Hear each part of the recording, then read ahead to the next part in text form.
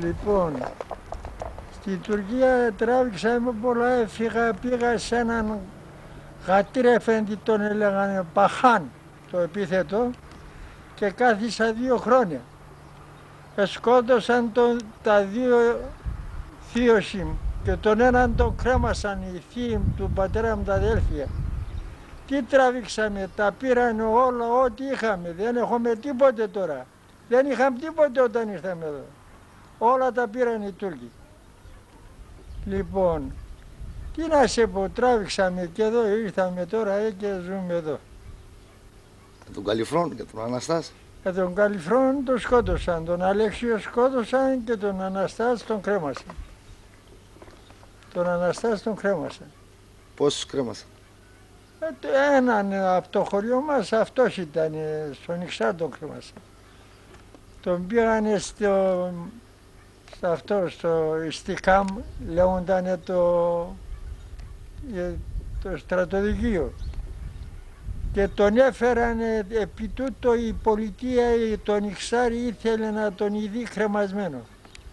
Και ήρθε, τον κρέμασαν στον Ιξάρ.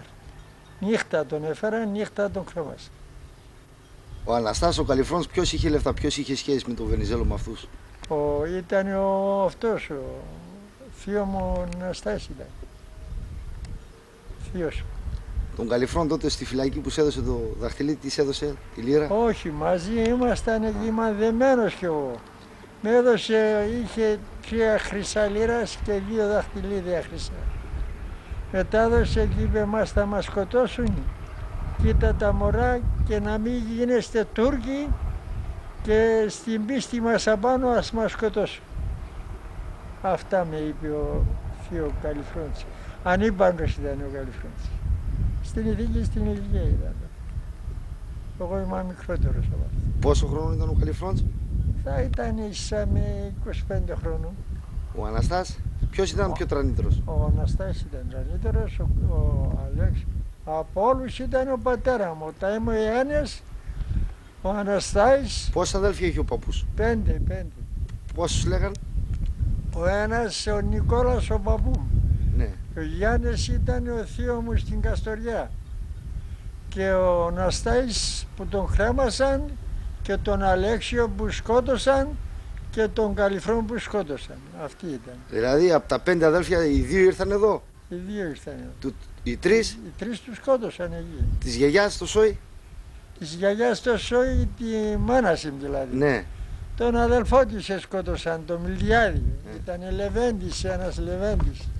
Σκότωσαν. Ποιο Σόι ήταν καλύτερο, της γιαγιάς ή του παππού? Ποιο ήταν η πίεση? Καλύτερο Σόι. Σόι δεν ήταν και τόσο, βάρβαροι ήταν λίγο. Εμείς κρατιόμασταν καλά στην Τουρκία?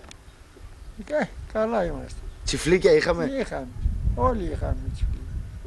Εμείς είχαμε με τον συμπέθερο τον Χατζή, τον Μπεϊλέρ, τον Πάπος, είχαμε τον Χρήστο από την Καστοριά, είχαμε τη Βαϊλάντζα αυτής και είχαμε και τον Βαρύτιμο και είχαμε την Πασάμ τη Λαζάρ, τα παιδιά, τα του Παμπούκ τα παιδιά.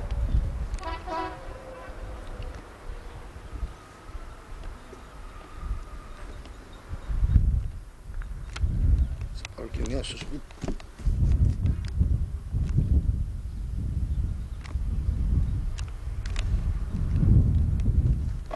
Από την Τουρκία θυμάσαι πώς έρθες? Πώς δεν θυμάμαι. Πώς έρθες?